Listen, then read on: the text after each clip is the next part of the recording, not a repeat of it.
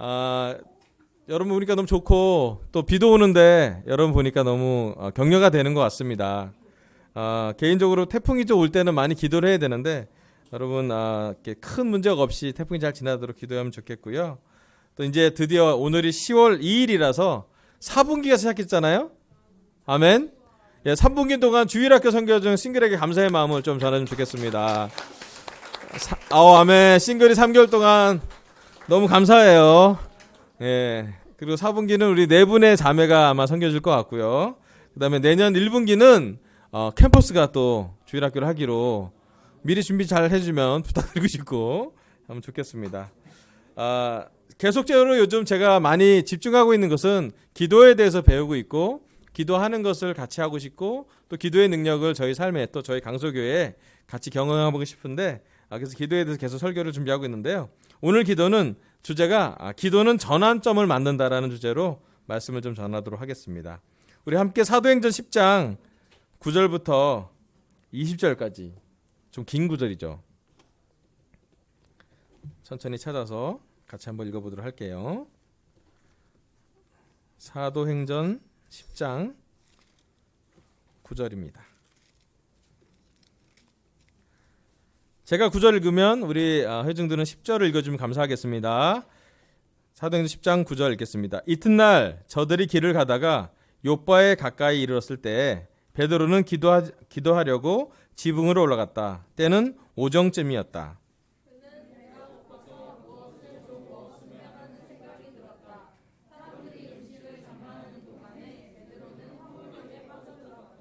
그는 하늘이 열리고 큰 보자기 같은 그릇이 내 귀퉁이와 끈에 매달려 땅으로 들이어져 내려오는 것을 보았다.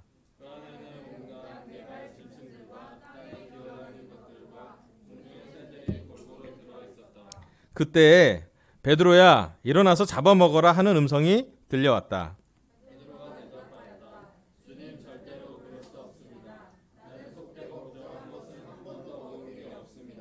그랬더니 두 번째로 음성이 다시 들려왔다.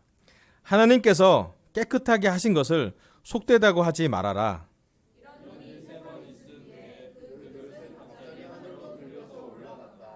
베드로가 자기가 본 환상이 대체 무슨 뜻일까 하면서 속으로 어리둥절하고 있는데 마침 고넬료가 보낸 사람들이 시몬의 집을 찾아서 문 앞에 다가섰다.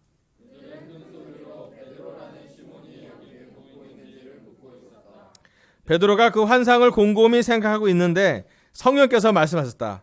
보아라, 세 사람이 너를 찾고 있다.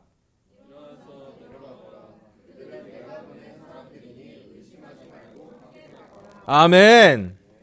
여기 베드로가 욥바에서 기도하는 장면이 나옵니다. 베드로가 사도행전에 하나님의 역사를 기도로서 참 많이 경험을 했습니다. 예수님이 십자가에 달리셨고 부활하신 다음에 베드로한테 얘기를 했어요. 땅끝까지 증인이 되어달라고. 그때 베드로는 그 제자들과 함께 기도에 힘썼고 기도하면서 12명의 제자가 인도자로 섰고 또 기도하고 나서 복음을 담대히 전하고 사도행전 2장에는 3,000명이 회심하고 세례를 받는 아주 놀라운 걸 경험합니다. 그 이후로도 베드로는 사도행전 4장에서 그 미문 앞에 있는 사람한테 기도하러 가다가 기적을 행하기도 하고요. 여기 사도행전 10장에 드디어 베드로가 기도가 그 삶에 참 많이 녹아져 있음을 보이는 구절이 나옵니다. 베드로가 하루는 기도하러 욥바에 있을 때 지붕으로 올라갔습니다. 저는 참 좋은 게 저희도 지붕 옥상에서 기도를 많이 해요. 저희 아내랑 같이 기도도 많이 하고 오늘은 우리 동네 산에 가서 같이 기도하고 왔는데 요즘 우리 아내가 좀 운동이 좀 필요해서 하체를 좀 길러야 되기 때문에 기도를 하러 또 산에 가서 기도하면 또 땀 흘리고 기도하면 좋거든요. 기도하러 올라가서 베드로가 기도하던 중에 뭔가 환상이 보였고 그 환상은 사실은 성경 말씀이 그냥 유대인의 종교가 아니라 나중에 세계 종교로 되는 유대인만의 구원이 아니라 이방인의 구원, 궁극적으로 가면 지금 우리나라 대한민국 사람까지 구원이 연결되는 그 비전이 베드로에게 보여집니다. 보여지는 모습은 참 그림 어떤 영화처럼 그림이 나오는데 그 그릇이 내려오고 거기엔 온갖 네발 달린 짐승들이 땅에 기어다니는 것이 새들이 다 온 집수들이 다 걸려있대요. 그리고 소리가 나는 게 베드로야 일어나 잡아먹어라 라고 했는데 베드로가 얘기했어요. 저는 절대로 그럴 수 없습니다. 나는 속되고 부정한 것을 한 번도 먹은 일이 없습니다. 정말 베드로가 없었을까요?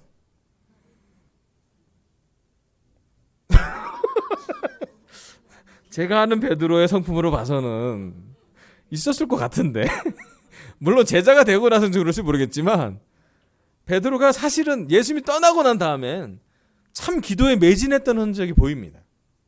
속되고 부정한 것을 한 번도 먹을 적이 없다라고 담대하게 말할 정도로 베드로의 삶은 예수님이 따라가기 전의 삶과 후의 삶이 완전히 변화된 삶이었어요. 그럼에도 불구하고 베드로는 유대인으로서 새로운 것에 대한 두려움이 있었습니다. 유대인이 구원을 집중하는 걸 봤지 이방인까지 구원이 가는 것에 대한 베드로는 기대가 없었던 것 같아요.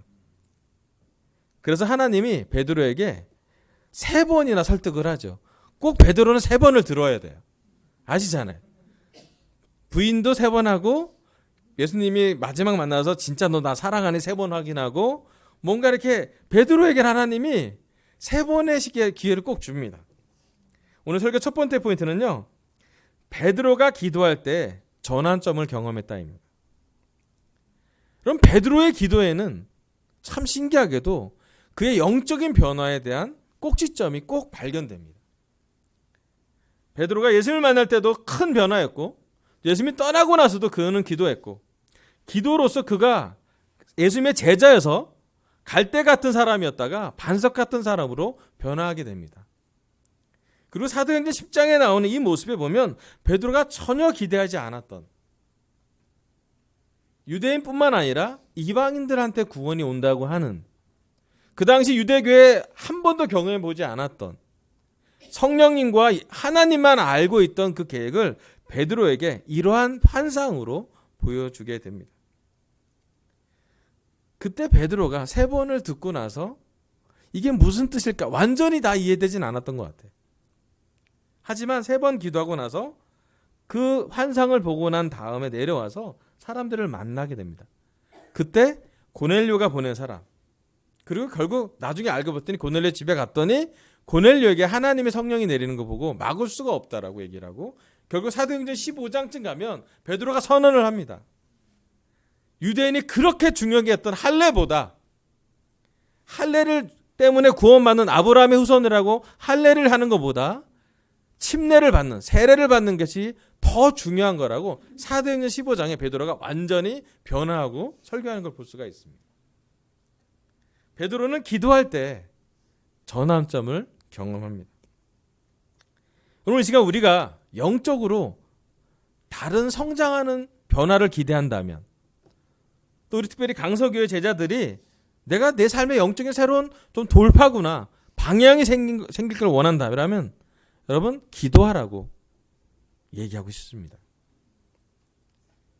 베드로도 기도했고요. 예수님도 기도했고요.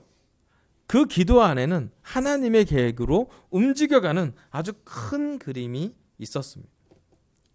베드로가 완전히 이해되지는 않았고 유대인인 베드로가 다 경험하지 않았지라도 그에게 하나님은 새로운 것을 허락했습니다. 하나님은 우리 강서교회 제자들에게 새로운 사람을 만나게 하실 거예요. 또 새로운 일을 시킬 수 있고요. 또 새로운 기대를 하실 수도 있어요. 하나님 얘기해요. 또 여전히 우리에게 이 고넬료를 만날 정도의 새로운 기회가 있을 거라고 얘기를 해요. 성령님 우리에게 말할 겁니다. 여전히 우리가 우리의 성품이 예수님과 또 닮아지기를 격려주고 있을 거예요. 좀 내려놓았던 오래된 나의 죄성을 하나님이 끊임없이 기도로서 그것을 넘어가게 하라고 직면하라고 얘기할 수 있습니다. 우리의 기도는 하나님이 우리를 변화시킬 수 있게 하는 겸손한 기대이면 싶습니다. 기도할 때 하나님께서 우리에게 도전되는 일을 경험하게 하고 하나님의 크신 그림으로 우리는 다 이해되지 않을 수도 있지만 하나님이 하시는 것을 보게 될 것이에요. 제가 너무 느끼는 건 궁극적으로 우리한테 최고의 미션, 최고의 선교는 우리가 하나님과 기도하는 걸 배우는 것인 것 같아요. 베드로는 기도를 배웠고 기도를 즐겼고 궁극적으로 그 기도로 그는 인생을 변화시켜서 살게 됩니다. 우리 중에서도 기도의 응답을 받은 사람이 되게 많으실 거예요. 또 공감을 하자면 기도했는데 응답 안 된 분도 이 자리에 있을 거라 생각이 들어요. 하지만 우리가 기도할 때 전환점이 생긴다는 것에 대한 믿음을 가져갈 때 하나님이 많은 일을 하실 거라고 생각이 들어요. 오늘 좀 이따 제가 사진 하나 보여드릴 텐데 그건 뭐냐면 몽골에 있는 우리 박정호, 박은정 선교사 부부가 갔잖아요. 아멘. 지금도 제가 가슴이 뛰는 이유는 정호영과 은정이를 보낼 때 참 마음이 되게 좀 이렇게 뭉클뭉클했던 것 같아요. 특별히 은정이가 기도하고 또 정호영이 내가 몽골 가기로 해서 저한테 기도하고 있다고 했을 때 저도 같이 기도해 준다고 했어요. 가는 게 쉬운 일이 아니고 또 두 사람 사이에는 아기도 필요하고 여러 가지 많은 어떤 육체적인 필요도 있을 텐데 담대하게 가겠다고 선언을 해서 특별히 정호영을 좀 말리고 있었죠. 형 좀 준비를 하셔야 됩니다. 정호영이랑 저랑 성역 공부해서 물리학 박사이기 때문에 형 이렇게 가셔는 안 되고 성경을 좀 다 보고 가시라고 막 얘기하고 여러 가지 같이 하면서 보냈는데 하나님이 지난 주일날 몽골에서 젊은 사람이 세례가 나왔어요. 잠깐 볼게요. 사진 잠깐 보여주세요. 오늘 주제가 기도는 전환점을 만든다고요? 넘겨주세요. 이 친구가 이제 망가라는 청년. 이 친구 세례는 그 강에서 받고 싶었대요. 저 강 춥거든요. 예. 세례 받은 장 정국이 너무 좋아하는.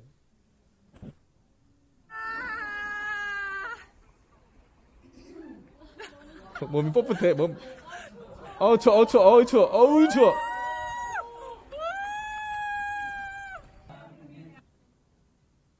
예. 네. 예.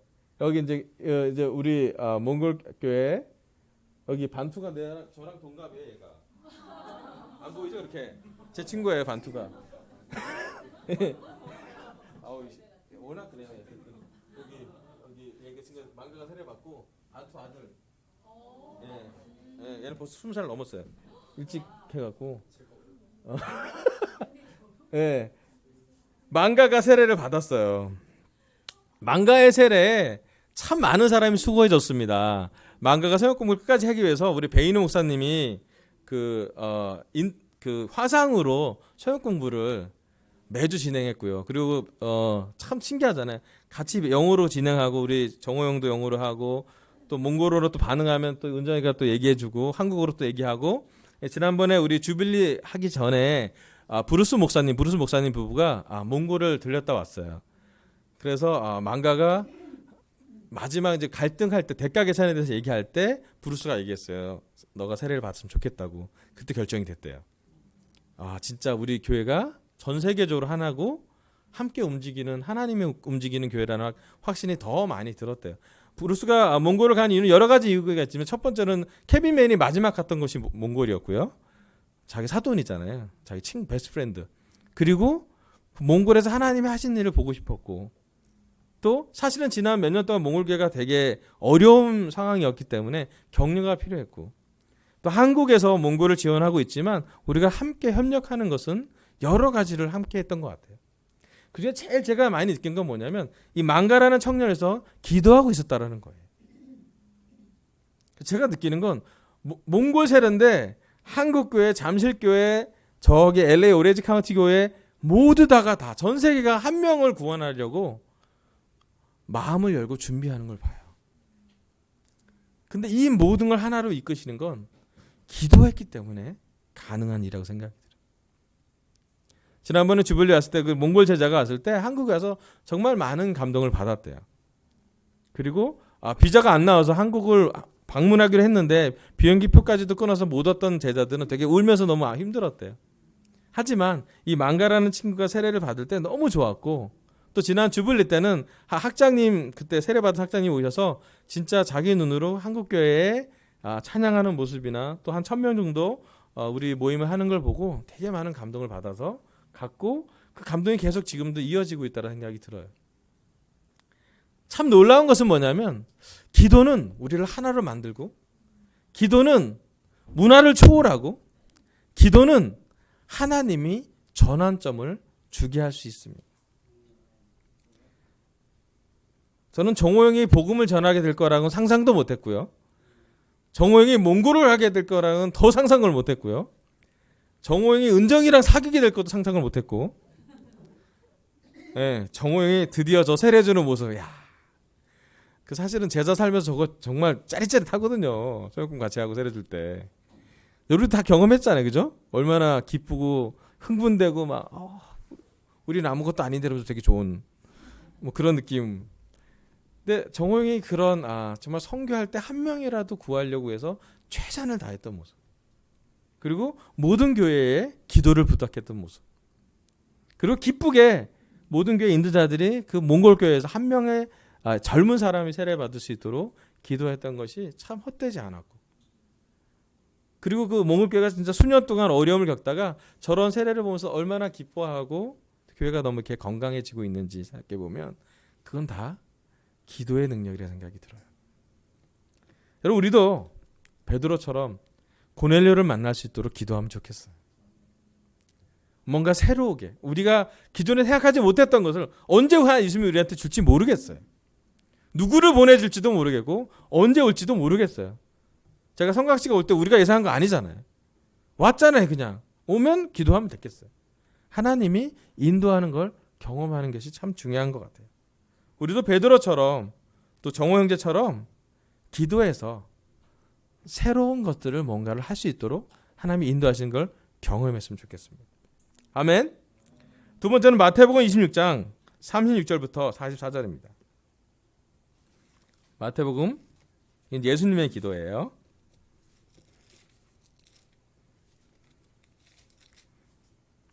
26장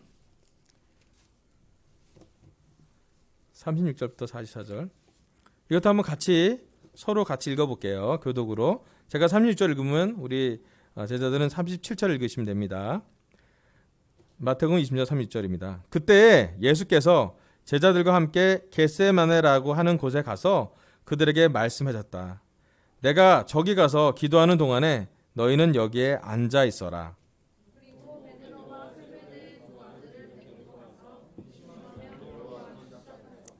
그때 예수께서 그들에게 말씀하셨다. 내 마음이 괴로워 죽을 지경이다. 너희는 여기에 머무르며 나와 함께 깨어 있어라.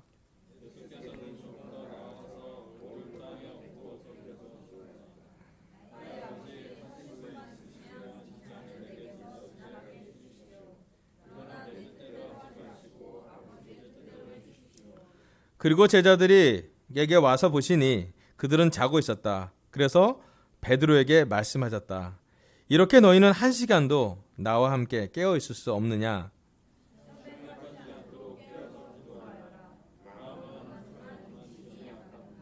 예수께서 다시 두 번째로 가서 기도하셨다. 나의 아버지, 내가 마시지 않고서는 이 잔이 내게서 지나갈 수 없는 것이면 아버지의 뜻대로 해 주십시오.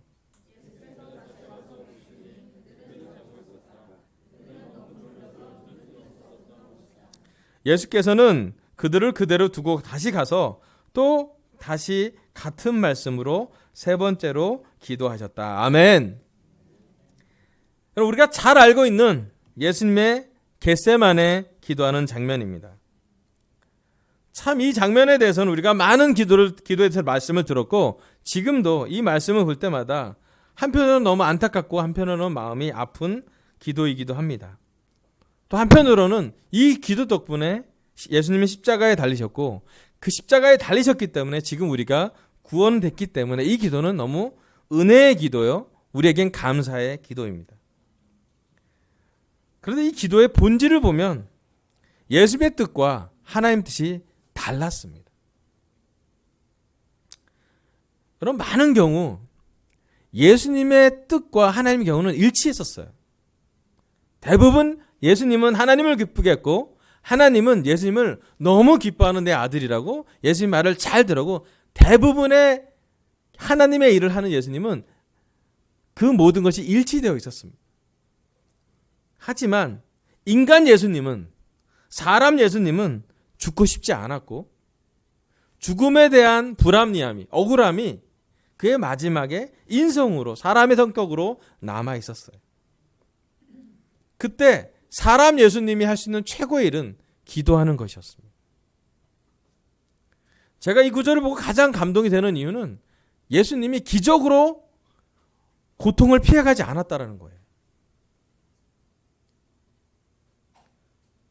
우리가 십자가에 가까이 가는 이유는 고통을 피할 수 있어서가 아니라, 고난이 없어서가 아니라 십자가에 가는 예수님을 보고 있기 때문입니다.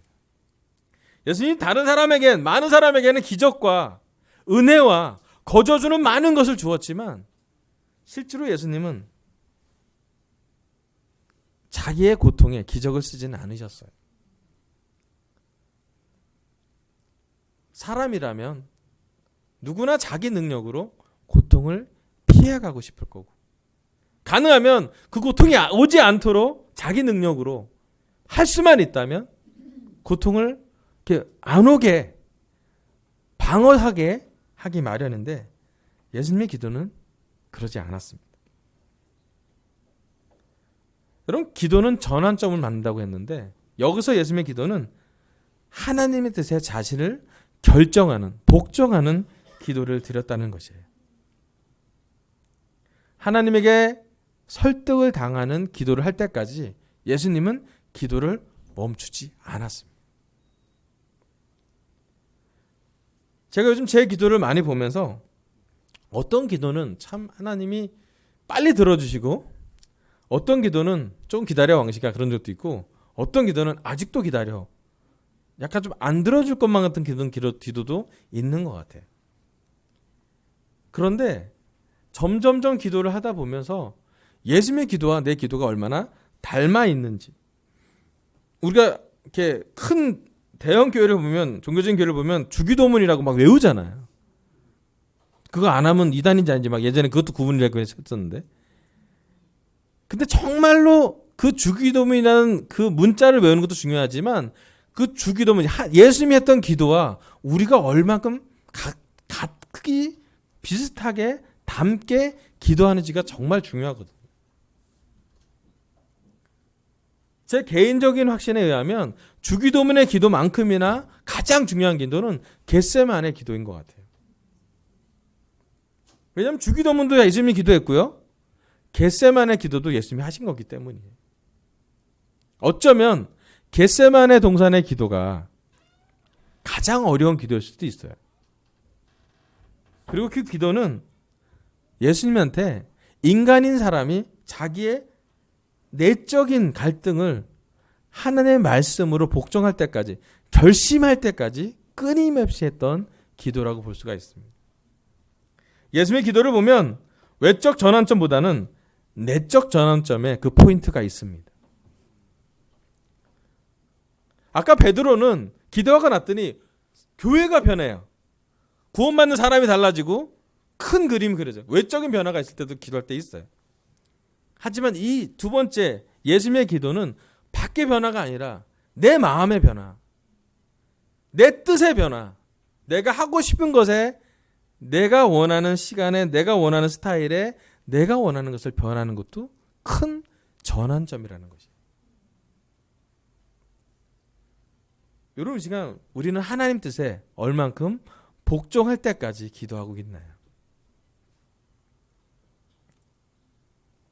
지난 주일날 우리는 기도와 금식이 않으면 이런 귀신은 잘 나가지 않는다고 예수님이 간질병을 앓는 아빠에게 얘기했던 기억이 납니다. 그리고 베드로, 그 제자들이 물어봤더니 이런 귀신 진짜 기도와 금식이 아니라 나가지 않는다고 얘기했어요.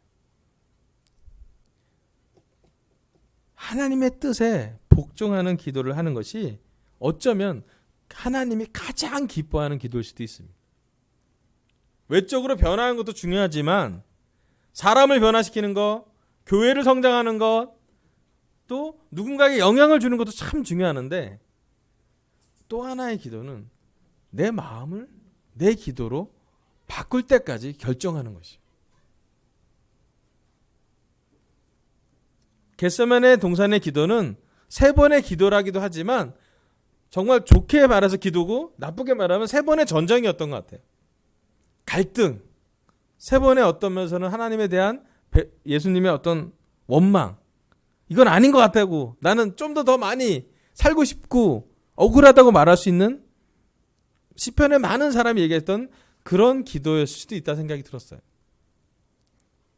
하지만 하나님이 예수님이 십자가를 질 때까지 자기를 결정하려고 하는 그 시간, 결심을 쓰는 시간이 얼마나 중요한지는 이 기도의 능력이 있다고 생각이 듭니다. 누가는 이 시간에 피땀 흘렸다고 얘기하고요. 다른 복음서는 1시간씩 3번을 기도했다 그러고, 기도하는 시간에 베드로와 야고보와 요한은 다 자고 있었다라고 표현하고 있습니다. 어쩌면 궁극적인 우리의 내적 전환점에는 다른 사람의 도움이 없을 수도 있다는 생각이 들었어요. 많은 경우 우리 가까운 사람들이, 또 우리 결혼부 같은 경우는 남편과 아내가 내 기도에 큰 도움을 주고 내 결정에 서포트를 하는 것도 많을 거예요. 하지만 궁극적으로 우리의 내적인 전환점은 하나님만 바라볼 때 1대1로 누가 도와줘서가 아니라 누구의 도움으로 받는 건 아주 어릴 때 영크리스찬 때 하나님을 보는 것이고요. 시간이 가면 갈수록, 기도를 많이 하면 할수록, 기도의 본질에 더 다가가면 다가갈수록, 기도를 더 성숙하게 하면 할수록 하나님의 뜻에, 하늘의 뜻에 내 뜻을 맡기는 것이에요. 예수님이 기도할 때 내적인 아주 큰 전환점의 결정을 내립니다. 사실은 이 전환점에 대해서 저는 너무 감사하고 우리 모두가 감사할 일이에요. 예수님이 이 일을 했기 때문에 우리가 구원의 능력을 받고요. 한 번의 십자가의 피로 흘리십니다. 그래서 우리가 용서를 받았고요. 지금은 참 은혜를 많이 받아요. 정말로 우리의 구원, 이방인 중에 이방인, 우리 한국 사람들이 구원을, 예수님한테 구원을 받는다는 건 어쩌면 예수님의 이 기도가 가장 큰 기도였다라고 생각이 들어요. 여러분, 이 시간 우리는 우리의 뜻과 하나님의 뜻을 일치시키는 기도로 언제 결정을 내리십니까? 언제 결심하십니까? 아까 봤던 망가라는 청년이 어떤 결심하는 계기가 있었다 그랬잖아요. 제가 분명히 아는 건 많은 사람이 그를 위해서 기도했을 거예요. 이번 주빌리 때 우리 김호 목사님이 설교하고 내려와서 한 가지, 어떤 설교했는지는 잘 기억이 나지 않지만 한 가지 확실한 건 정말로 많은 사람이 기도했던 것에 대한 감사함이 있었대요. 좋잖아요. 여러분, 이 시간 우리가 계속 기도하러 가고 기도하러 삶을 경험하고 기도하면서 외적인 변화도 좋지만 내적인 전환점의 결정을 하시면 참 좋겠습니다. 그게 남한테 크게 얘기하지 않아도 되고 아주 작게 우리 마음속에 외쳐도 됩니다. 나는 하늘의 뜻을 따라 살겠다고. 나는 성경을 보겠다고. 나는 이 시간에 기도를 하겠다고.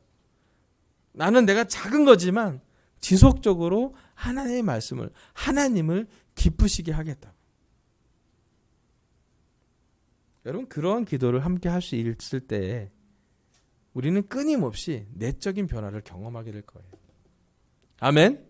이런 전쟁을 할 때마다 우리는 조금씩 예수님과 가까워질 거예요.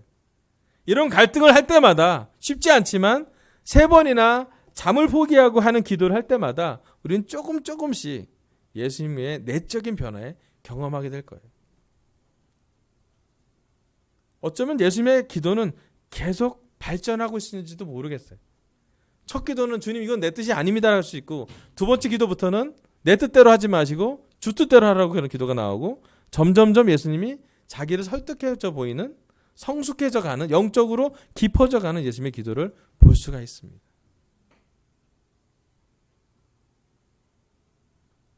저는 궁극적으로 우리가 그 기도랑 가까이 가게 된다면 정말로 우리 안에 성품 중에 예수님과 같아지는 성품이 많아질 거라고 생각이 듭니다. 그리고 내적인 전환점이 커졌을 때 우리 안에 내적인 평화가 있을 거고, 내적인 안정감이 있을 거고 내적인 사랑이 있을 거고 그렇기 때문에 흔들리지 않을 거라 생각이 듭니다. 아멘. 오늘 하나님 저의 입술을 통해서 기도는 전환점을 만든다라고 설교하겠습니다. 첫 번째는 베드로의 기도였고요. 베드로가 기도할 때 전환점을 경험했다고 말씀을 나눴습니다. 그리고 몽골교회의 망가의 세례를 받았죠. 두 번째 우리는 하나님에게 설득당하는 예수님의 내적인 전환점의 기도를 배웠습니다. 하나님의 말씀에 또 하나님의 뜻에 복종하려고 하는 예수님의 겟세마네 동산의 기도를 보고 외적인 변화도 좋지만 우리 마음속의 변화를 또 결심할 때까지 계속 기도할 수 있는 기도의 싸움을 하기를 격려하길 원하고 설교를 마치도록 하겠습니다. 감사합니다.